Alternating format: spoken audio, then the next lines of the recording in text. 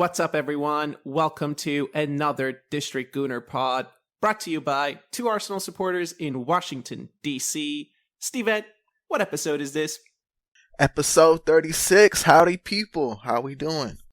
We are recording on Tuesday night, and for our international listeners, Super Tuesday in America is one of the primary days that has the most number of states that cast their vote for electing their primary candidate to move through to the general election. And tonight, more than 13 states, or I think maybe just 13 states, are casting their votes. So kind of exciting in the states. It's a good read-through to maybe what you can expect in the general with how some of the turnout goes, etc. Not going to get too political, but we are in DC, so I just thought I'd give that little shout. Wah, wah, wah. Let's get to the football, baby. Come on. We'll do that, man. We'll do that. This is dropping on Wednesday morning, so if you are listening on a Wednesday, happy hump day. Hope you're having a good week. Hope you're healthy. Hope you're happy. I know that the vibes are pretty positive around the club, and we'll get to the Sheffield game and share some reactions with you. But first, breaking news, Bukayo Saka has been named Arsenal February Player of the Month, and feels pretty deserved, man. I think so. We hit on it after Dubai. This guy's been on a tear, an absolute tear. So yeah, I'm thinking we probably had a lot of nominees February, no lie. We've been on an absolute roll. Everybody's riding high, but who else but your star boy? When everybody's riding high, give it to your star, Bukayo Saka. He is him, dude. He is him. It's so funny that all these rivals, as soon as their one player kind of does well, they start comparing him immediately to Saka. So it just shows how insecure some of these guys are online, honestly, man.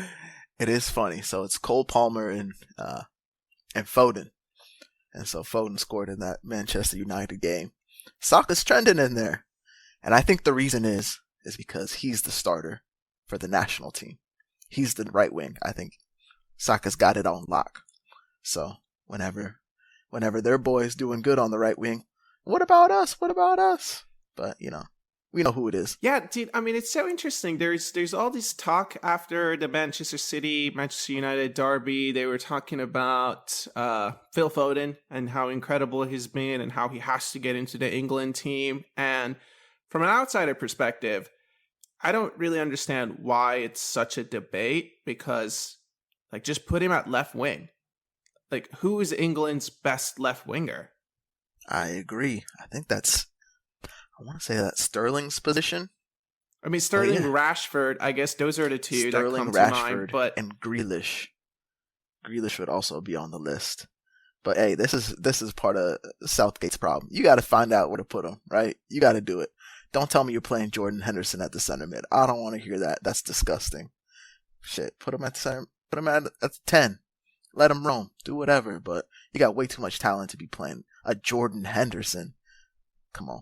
Yeah, I mean, Jordan's mentality really gets him into the team, but his physicality maybe falls short a little bit these days. All right, man. Well, that's Bukayo. That's February Player of the Month. You are right. There's so many players who could have gotten it. He's been the standout, but let's get into the game, man. Arsenal played on a Monday night. They actually had Thierry Henry in Monday Night Football. They managed to get an Arsenal man, as we talked about. They had Clichy the other time kind of representing the Arsenal voice. So it's always fun listening to Thierry. The way he speaks is just, I can't really tell if he is trying to come off very sophisticated or if he is very sophisticated. It's kind of difficult for me, man. He's that guy though. He's the reason why we fell in love with the club. So no hate to Thierry, but I get what you're saying. I think it is funny. I really like him on the Champions League show. He does well in the Champions League show. Yes, you got Big Meech being a clown. You got Carragher. also being a clown most of the time. And then Thierry seems like he's the most serious one there. He's got the most class, the most reverence behind him. So that's a good group. No, it is a fun group. All right, well, Dick, the game ended 6-0, and I mean, stadium was emptying 25 minutes in, it looked like. But to be fair to them, they did kind of stick around, although I saw a lot of empty seats on my broadcast. I think there's one stat that said like William Saliba made more passes than their entire team, and that kind of just tells the whole story. Yeah, absolutely battered. I really don't want to go through all the goals because we probably know about it, and it was easy like slicing butter out there. Honestly, 15 minutes in, stadium's empty. You can hear the Arsenal fans chanting it. Stadiums are empty everywhere we go. But yeah, man, what did you take? First 15, 3-0. How'd you see it going? Yeah, dude. I mean, from the first whistle, man. To be honest, you just kind of keep picking these games back up right where we left them, and starting out strong. We could have scored in the first minute. Saka hit the post. Martinelli, to his credit, dude, that little volley that he had, it looked kind of nice, bro. That would have been clean. And yeah, look, Havertz actually had a really good chance. He didn't get at the end of it. That was like minute 3. And then, minute 5, we got the goal finally. I mean, went on to score 5 in the first half. I texted one of our group chats, one of our friends who's a Manchester City supporter, and some people on the pod might be familiar with him, but he was saying after the first goal went in that like Sheffield are just horrible, man, and it's fun. You can tell these rivals are waiting for us to slip up, man. They're looking over their shoulder, bro. Yeah, they are. First 15, man. I have to give a shout out to the left back. I feel for you, Austin Trusty. Woof. Bad showing for the dude. To be fair to him, his teammates showed him no love. They were not helping him at all. They said, "You're on an island with him. Deal with it, and we'll deal with the consequences." And the consequences was 3 goals back to back to back. I really felt bad for that dude. And then they have to put on the sub. 14th, 15th minute. Like, ouch. It's tough going for Sheffield, man. Tough going. It is, but it's also really kind of eye-opening about kind of just how good Saka really is. We don't really get to see it that much. Like, he does everything so well that the little things he does them at an extremely high level, but the way he can position his body and receive it with his right foot, that's becoming a Saka signature of just that first touch is so clean, and the way he sets that up it's just something from a training ground that you can tell he's got that in the locker, man. Yeah, he got it all. One thing that I think is really impressive about him is how strong he is. I think he's stronger than a lot of people realize, because he'd be bouncing off of a lot of tackles, but also he's fast. I think Trusty's quick. I think he's a quick dude. But he was just blowing by him, kind of set him up like you're saying. He doesn't know which way he's going to go. He's giving him a ton of space, too. It's not like he's pressed up against him. Took a touch, just blew right by him. Yeah, and he looks taller than you also expect him. I think he's taller than I would expect him to be, dude. Yeah. So, no, credit to him. He's still got to work on that heading, man. But hey, everything else is pretty good. Everybody got to have a kryptonite, man. Everybody has to have a weak point. Question: of the first half goals, which one was your favorite? My favorite goal of the night goes to my king, bro. My king, bro. King Kai, dude. He heard on the last pod, he said, yo, this dude in America is chatting, bro. He's chatting saying, I'm timid. He said, I'm timid? Timid who? Bang, dude. He actually smacked that dude. He actually put his foot through it. I know, eating my own words. He put his foot through that. I mean, I'd like to talk about Kai for a little bit. We like to talk about him here. We've shown him appreciation from game 1. We've kind of seen some stuff from him. We got to keep chatting it. He's looking like probably one of our most important players right now. His interplay, the way he's linking things up, is just crazy. And I know when we got Jesus, that was kind of the big change, I think, in our team. His first season with us, he was really linking everybody together. He's dropping deep. He was our, I guess, Energizer Bunny, I guess you could say. Going forward, he was our guy. Obviously, it's a sport of evolution. Seems like the next evolution is Havertz. The way the one-touch passing he had, we've seen the wall passes at the left 8, but the wall passes at the 9 hit a little bit different, I do have to say. The one-touch passing from him is so good, dude. There's that one interchange that it's like Odegaard to Rice, Rice to Odegaard, Odegaard back to Rice. Like Odegaard goes to Havertz, Havertz flicks it back, and it gets blocked. But to your point, I think what he's brought that's also a little different than Jesus, and definitely different than Eddie, definitely different than Trossard, is the way he's able to time his runs and spin out in between the center backs to help stretch us is really underappreciated by the fan base at this moment. I think that's spot on. And I have to give a shout out to the other Chelsea dude that's now Arsenal man, Jorginho. I think they have something going on. They obviously have played together a long time. He plays those balls to him. There was that one chance in the first half. He dinked that ball to Kai and he couldn't bring it down. He almost had it, but he just couldn't. And you could tell he was like, damn. But that was, if he had brought that down clean, that's a goal. And later in the game, you talking about the one where he like tried to flick it up, but the defender headed it? It might have been. So it was a dink by Jorginho. The one that goalkeeper came out and then Havertz had to just kind of spin out. I mean, he made those runs. It wasn't that one. So it's another one, but it wasn't that one. But later we saw him be able to bring the ball down and play it to second half to Mr. White. Bang, bang, bang, bang. But that's it. I think Jorginho and him have something. Play him the ball. He gets into the space. Play him the ball. He's that guy right now. I mean, I think I said it before, kind of after like 10 games or so, when he started to kind of produce, and I was saying, everyone's saying, hey, Declan Rice, like all the money, give more money to West Ham. And I was like, I want you to like keep that same energy with Kai Havertz because he is so important, dude. And he has 7 goals and 3 assists in the league, dude. 10 goal contributions. Granit Xhaka, people were losing their mind last season. This guy had 6 goals, bro. So the comparisons, I think, are just done.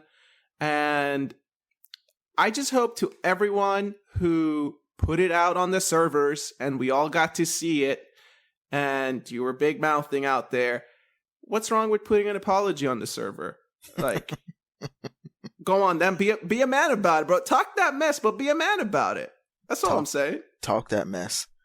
So I got a stat here from Twitter, X, whatever your preference is. It's Adam Ray Vogue. Kai Havertz is now averaging 0.48 goals plus assists, and this is non-penalty, per 90 minutes in the Premier League with Arsenal. It's a 26.3% improvement over his average at Chelsea, which was 0.38%, 0.38. So he's improved 26%. And it's just the first season with us, and he's only played up top. What? I want to say a quarter of those games, maybe? He's looking comfortable. I'll say that. He's looking comfortable. He is. He's looking comfortable. He's looking confident. The whole team is. And look, I get it. I'm not getting carried away. Like, he had a goal and assist against Burnley, and he had a goal and assist against Sheffield. But also, he's had an assist against Man City, you know? So, I think he's really starting to earn the respect of the fan base, and he's giving the manager a little bit of a headache, you know, because now, I mean, he can play such a pivotal role in how the summer transfer policy plays out. Yeah, what do you mean by that? I think it just gives us a little bit more flexibility about, hey, is Jesus now more of a winger? Do we go and does Kai become just a pure number 2? As our number 9, could he also give us some leverage in the 8 position? Is it, you know, I think striker, it still remains our top target, but it allows some flexibility around, you know, maybe getting another winger. Maybe we can focus on an 8 and a 6 instead of getting a couple of wingers, you know? So I think it's just some of those decisions will be really, really interesting. I'm very excited about the summer, to be honest with you. I think there's going to be some nice shifts happening. I am with it, and I think we can hit this a little bit later, just about the subs that were used, the subs that weren't used. I think that leads right into that. But let's wrap up the game a little bit. My favorite goal of the day has to go to Benny B. Has to, because that was clean. That was really clean. I gotta say, I appreciate, so Rice puts in the 5th. That was also, let's hit on Rice. I did not know he hits the ball so clean, bro. I did not know that. So he's taking the corners. That goal, that's such a nice take. But he also had that chance on the turn, like a half turn outside the box. It's like, this dude can hit a ball. Like, playing in that more forward 8 position, bro. Like you're saying, we're seeing some variety. New questions in the summer. Have you seen the new thing with Zubamendi as a potential transfer? I think he's a straight up 6. He doesn't play the 8. He's a straight 6, I believe.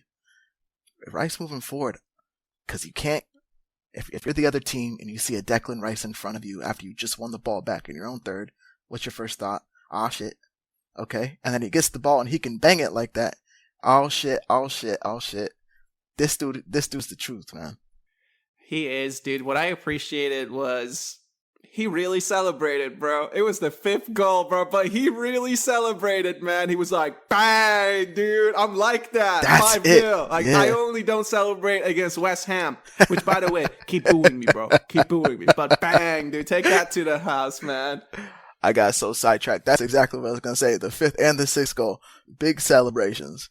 The Declan Rice went, he loved it. He's eating it up. And then even Ben White, I thought it was going to be a subdued celebration. Nah, he got his too. He got his flowers. Yeah, he got the top of the head smacks, bro. They were there. Yeah, it was, and I think it was only a few games back when you kind of had that thought that, like, Ben, just shoot it. Like, I feel like he can get on the score sheet a little bit more. And he just let that one fly. I guess when things are just going your way and you're riding this high, you are just bound to kind of rip those with your weak foot and put it past the keeper. Yeah, it was the last game. He had that chance to hit one on his left foot. He didn't take it. Hey, you miss 100% of the shots you don't take, Ben. So let it rip. Yeah, couple of minor things about the game to just bring up. Kiwi got another assist, dude. He's out there, man. Apparently it was a no-look assist. People are saying that. There's a little clip of it. I don't really know if he's going for a no-look there, but props to him, man. It was absolutely a no-look pass. He did it. But what do you think about his performance? Are you comfortable with him? Is it kind of a week-by-week thing? You're getting a little bit more comfortable? We'll see. I really don't think he will play against Manchester City. I really think that, I just think if Tomiyasu is fit, he gets in to the team to give that one-on-one defending, because Kiwi's one-on-one defending just still worries me. That's the big thing about him. But I'm very happy for him. I'm glad that he's been very productive in this run of games. And yeah, I mean, do you have a particular opinion on him?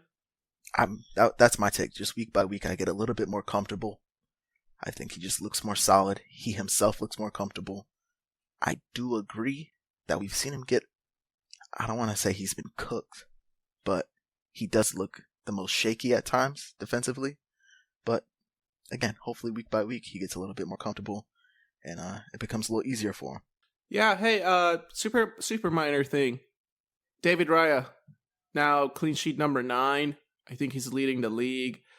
And hey, it was offside, but he did make a very nice one-on-one save. So I've been saying, where are the saves? Anytime he's made a save, it's been an offside save. like the Ollie Watkins one, I think he had another one, and now this one. But he seems to be very good at those one-on-ones, actually. In the beginning of the season, I was saying maybe Rams does a little bit better at those one-on-one situations, but he's making me eat my words, bro.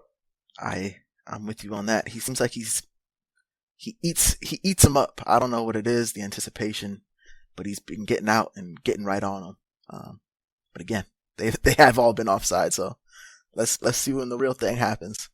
Yeah. All right. I know I want to talk about the subs for sure. Before that, the skipper was given man of the match. I think we've kind of touched on this. January, he was the player of the month. He was not getting the accolades, with the sort of man of the matches and the assists that should have been there for him, maybe even the goals, but gets this one. What did you think about him? What did you think about the performance?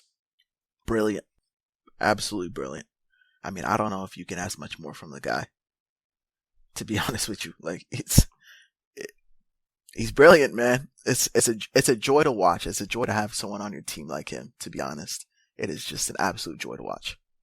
Yeah, and I got to give him credit, dude. I think he's proving to be tougher than people give him credit because he got freaking clattered, bro. That was a nasty tackle. I think it was.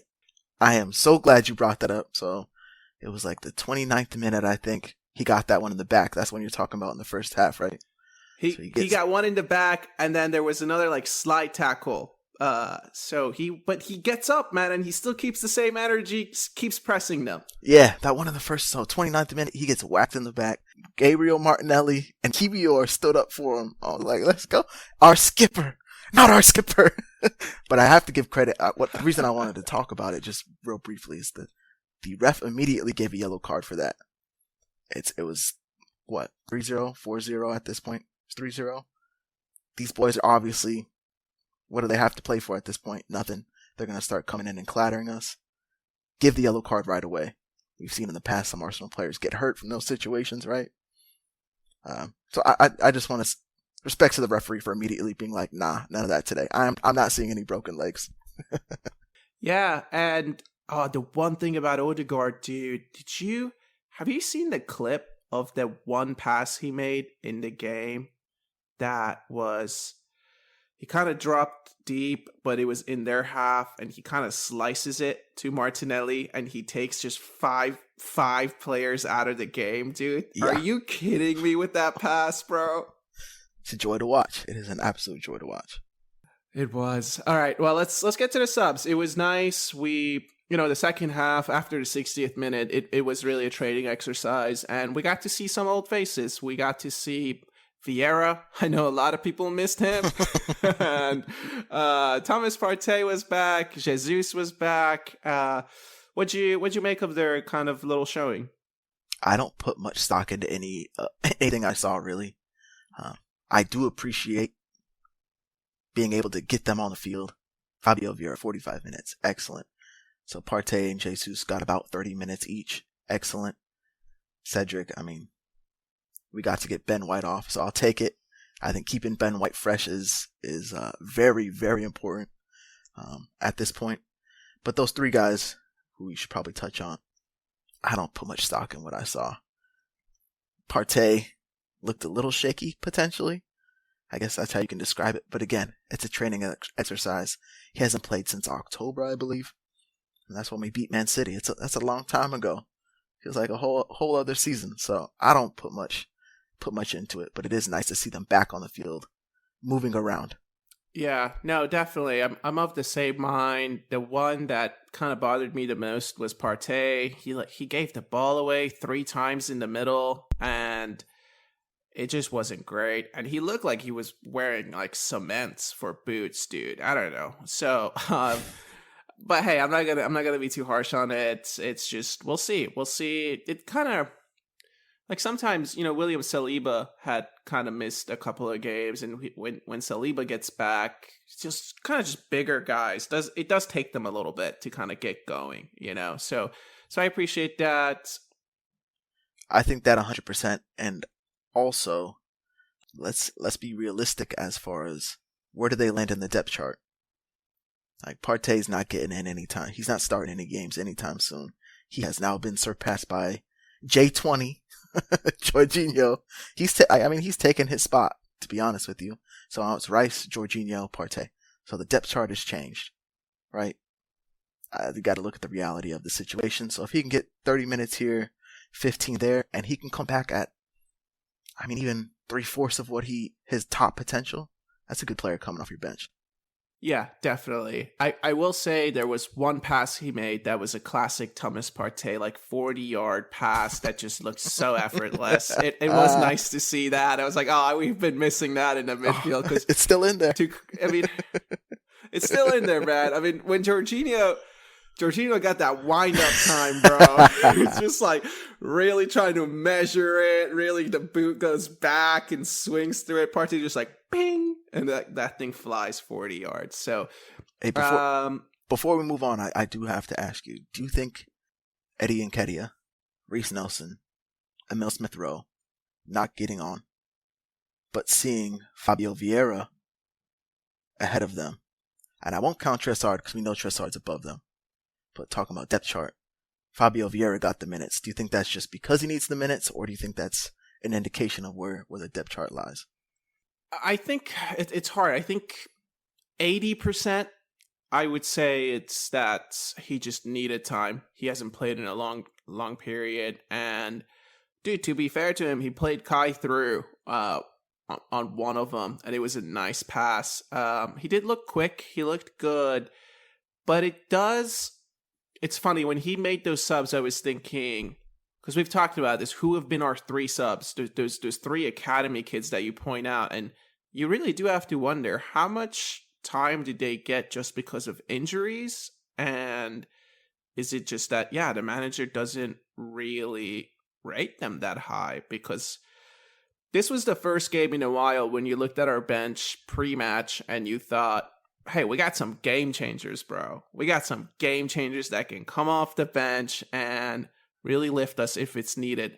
You haven't had that feeling in a while. You've always just been like, hey, one sub, that is Trossard, right? He can be the game changer. The rest of them are just maybe just put in a shift, get the job done, but no game changing spirit in them at this moment in time and based on form. Okay, I don't really have much to add. I think the way you put it is pretty sound. Okay. All right, we'll take that. It was nice to see Bukayo come off at half. I'll tell you that, man. Protect the kid. And that was nice. That's the game, dude. What is that, bro? That's 7 wins in a row for those of you playing at home. And pre-match, I'll tell you what, I was listening to Mikel's interview, not the official pre-match, but like the one that he does the day before. And I was watching it on Haters TV. If you know, you know. And he said, they asked him a question. They asked him, how many points do you think you'll need to win the league? And one, he gave the journalist some stick because he said, you ask me that every time, dude. And I can't get it right. So, but I'll tell you that anything under 90 points would be very difficult. So when he says that, and then you look at 27 games have been played, we're sitting at 61 points, 45 goal differential, means 11 games are left, and there's only 33 available points. So the maximum that we can get is 94. But it also just really shows you how small the margin of error is to really be able to lift that trophy at the end of the season at this moment in time. Yeah, so we got a total of 94 available. This man's saying anything under 90, we got nothing. Wow. I have a tweet from Orbino, and it was almost to go off exactly what you're talking about. And his tweet says, this is the first time in top flight league history where 3 teams have 61 or more points after 27 matches. So it's the first time in history 3 teams have 61 points or more after 27 matches. How about that? Who knows where this thing's going to end? Dude, it's really tough, man. And it's really tough with the 2 teams that we are chasing, call it. But hey, they are looking over their shoulders and they will be playing each other this weekend. So that's going to be very interesting. And honestly, they both kind of got away with it this past weekend. Man City, not so much. I mean, United are horrible, man. I cannot believe they just thought they could sit there for 80 minutes and see this game out. But Liverpool especially, they got away with it, bro. I see it like that. Liverpool, they got let off the hook, but hey, on the other side of the coin from their perspective. This is what champions do, right? You pull it out late. The United game, I mean, come on.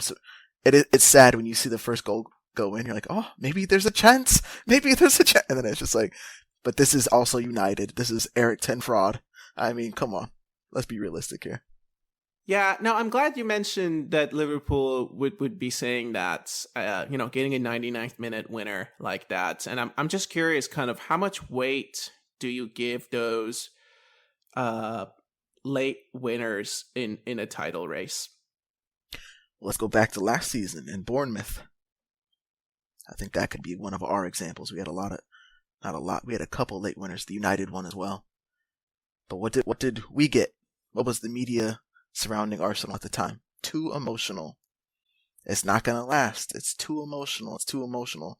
Now, Liverpool is an emotional club. So is it too emotional or not?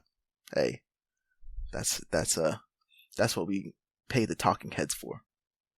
Yeah, and I mean, to be honest with you, when that Bournemouth goal went in, I think it's 1 year anniversary. And dude, when it went in, I did text one of my friends who's a Chelsea supporter, and I said, it's kind of written in the stars this season, bro. Like, I'm feeling good, bro. It's like the football gods are giving us something special, but did run out of steam. So, and look, I also think, you think back to last season, we don't necessarily need Liverpool to lose games.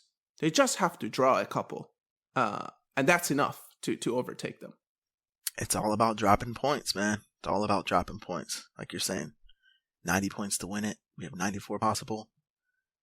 That's 2 draws, right? I mean, it's tough. It's tough out here. But as long as they draw, we're winning. We'll see what happens. But yeah, big game this weekend. And then our big game against City at the end of the month. I mean, I think by the end of this month, we'll have a better idea of what's shaping up. Yeah. All right. Look, people are back from injuries. The one thing to talk about is the Chelsea game got rescheduled. We had kind of talked about games to expect in this month. So that one's at the door. It's going to be played, I think, sometime in April, maybe in May.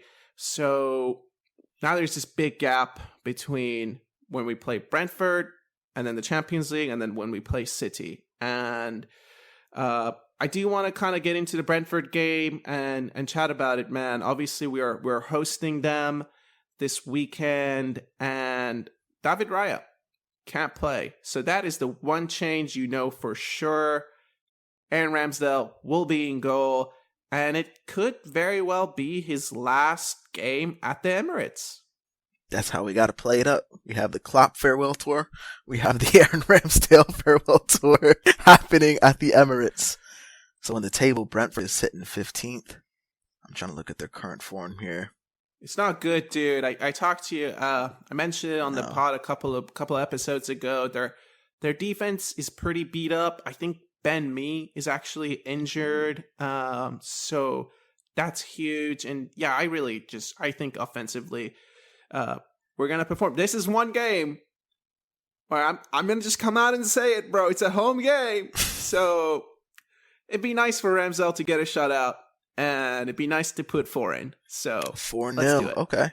So last 5 looks like they got 3 losses, 1 draw, 1 win. Not in that order, but that's just their last 5. So yeah, having a tough run, 15th in the table. It's at home. I think we do our thing. We are riding so high right now. I just don't see this being a trap game for us, to be honest with you. I don't have a bad feeling about that. I love that. I typically, before every game, there's always the thought of like, you never know what's going to happen, right? We've seen early goals go in against us, like last year, Southampton, out of nowhere. Feel good about it, and then an early goal changes everything, but we're flying right now. I mean, to me, we're the best team in the league, and it's not even like really questionable right now. We are the best team. Form-wise, we are the best right now. Yeah. No, I love that confidence, and I think it's justified. I really do. So, do you have a score prediction before we move on? Ooh. For Ramsdale farewell tour, I'll go for a 3-0, not a 4. I'll go for a 3. Just a 3-piece. there's no way it's another 5 or 6-0, right? I mean, if it's another 6-0, there's no way, There's no way. And you know what? Talking about the 6-0, I wanted to touch on this and I forgot. This is something that needs to get solved, bro. You're telling me we scored 6 goals and not one person got 2? We don't have a true number 9? Are you kidding me? What are we doing out here? What are we doing? Yeah. And dude, there was like the one game where all 6 were open play goals. Yeah, for real. Set pieces weren't great, but it's just funny how the chatter when we're losing is all about the 9. All about the 9. That's all we could talk about.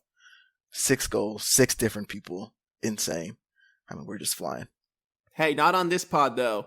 Not on this pod. On this pod, we've been very adamant from the beginning, dude. Chance creation is not the issue, bro. We just weren't converting. And let them know. And now we are, bro. That's what you get when you listen to a footballing pod, bro. Let them know. All right, man. Well, I do have to update the listeners on the ladies of Arsenal who won the North London Derby at home against Tottenham, obviously. I watched the full game on Paramount Plus. I found out where it's getting streamed, and I gotta be honest with you, that streaming service is horrible. I do not like Paramount Plus. But hey, it was nice to defeat those loud people. We dominated them from start to finish, and of course, we looked exposed on the counter. That's just the Arsenal way, baby. Football heritage, man. That's funny. I was disappointed though, because there's like the one. Dude, it's so funny the way some of the things work on the women's side, because the Gold Cup is going on. So as they had the game, like Emily Fox wasn't in the team because she was pocketing some very good player on Colombia. But so I was disappointed not to see Emily, but hey, it was fun. It was a good game, and shout out to them, man. It's good that they won. They're back to their winning ways, and hopefully it can continue. I'm looking at the table, so they're sitting third, 34 points, and the 2 teams above them, Chelsea and City, have 37, and then the 4th place team is United with 25. So it's also a 3-horse race. It's just Chelsea instead of Liverpool. So interesting.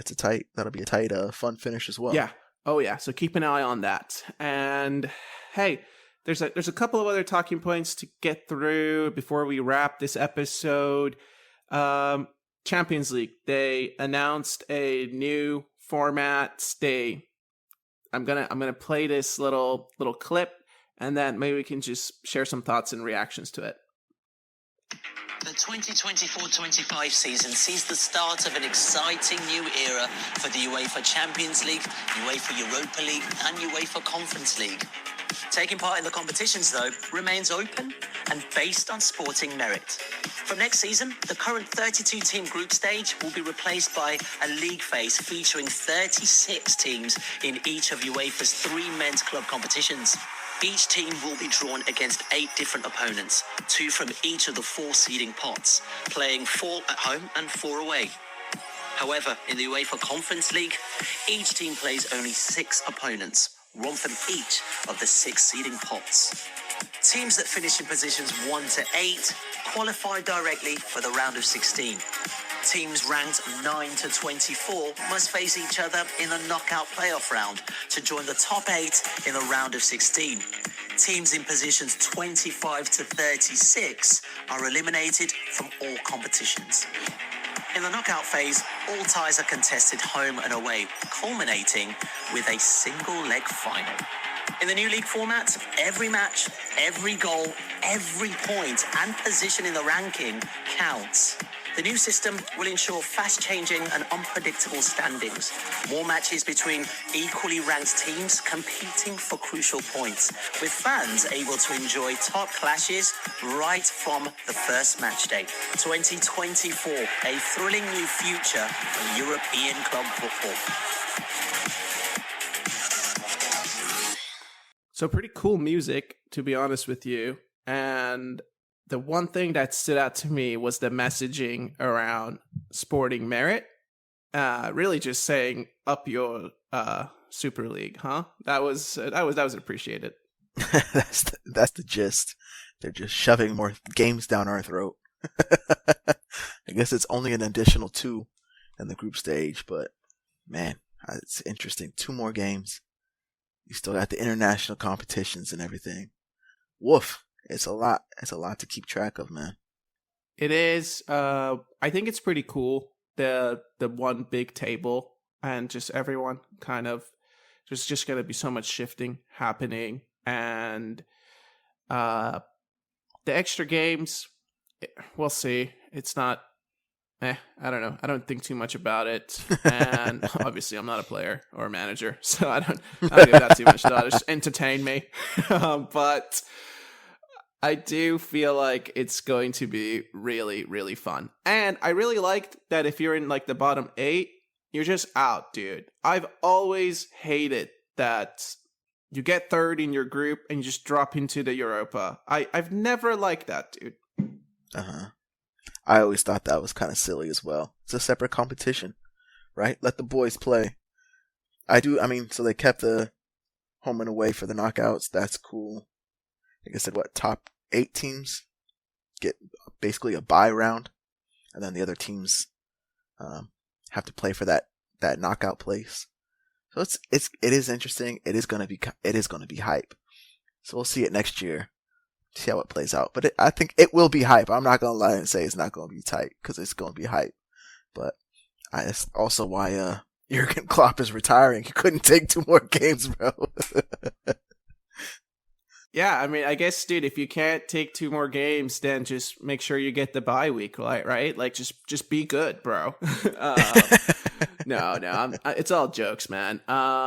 Hey, one last thing before we go. So, one way or another, dude, the refs find their way on this pod. And have you seen this about Paul Tierney and the mistake that he made, or maybe some questionable calls in the Liverpool Forest game? So as a consequence, he is now not going to referee a game this upcoming weekend and will instead be in the VAR booth for our game, by the way, for Arsenal versus Brentford. So like, what kind is that, like punishment? I mean, sick boys club, dude. Yeah, that's unbelievable. So your punishment is you still get paid to ref. You get to be in the booth and have, obviously it's not more important than being the center referee of a game, but it's also a very important position. I think it'd be more of a punishment to put him on the side. Make him be an AR for a game. Let's have Paul Tierney, give him a flag, and make him run the line. That's more of a punishment. The biggest punishment is not letting him ref, because that's what you truly should do. But if you're going to do something, put him on the side, but make him an AR. I like that. And honestly, I think this kind of behavior just doesn't help with your scrutiny. Like, it doesn't help with people having more conspiracy theories. Like, if you want to put an end to these things, then you got to stop this kind of behavior. You're just feeding it. It's literally too easy. You are absolutely feeding it. Because what happens if there is a decision in the Arsenal-Brentford game for either team that goes to VAR and it's a bad decision? What's going to happen to Tierney then? They're going to say sorry. He'll be back next weekend. Right? They'll say sorry, and he'll be reffing games still. So there's no accountability at this point. It's a little bit ridiculous. Yeah, and hey, maybe with that, we'll close out this episode. Better leave it there, bro. I gotta edit and produce this thing, so we'll be in your ears come Wednesday. Thanks so much for spending time with us. If you like the podcast, please rate or leave a review. It really does help with the algos. Also, share it on socials. Hey, tell a friend. It's the best way for others to find out about us. And don't forget, you can write into the show, districtgooner@gmail.com. Be easy.